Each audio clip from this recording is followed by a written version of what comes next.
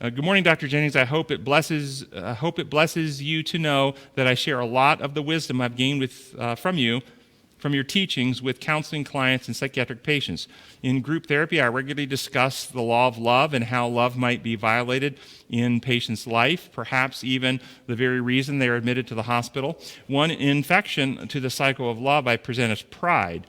Would you please suggest ways I can help people recognize and move away from pride? Well, that's the one sin that in the Steps of Christ is listed as the one that is most offensive to God. It's most offensive. Not the alcoholic, not the drug addict, not the prostitute. Pride. Because pride feels no need.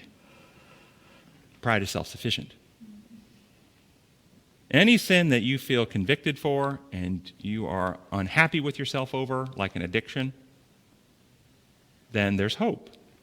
Because you feel that you need something better. But pride feels no need. And so the first thing you have to do dealing with people in pride, if you have to somehow, in their world, and I can't give you a cookie cutter, you have to, the general principle is, you have to introduce some type of cognitive dissonance. You have to introduce something in their real world that makes them dissatisfied. Typically, it would be questions along the lines of, well, why are you here? If things are going so well for you. And typically, though, the people with pride, it will always be somebody else's fault.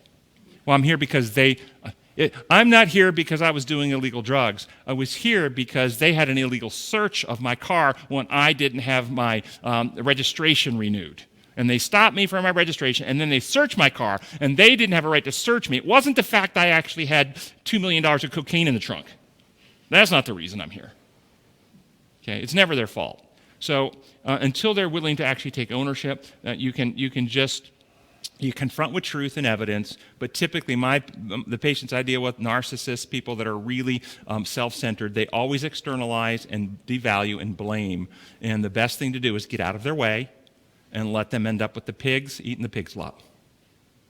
And that's rock bottom, as the addicts will tell you. And that's when they can be reached. But they have to come to a point that they know something's wrong and they want to change.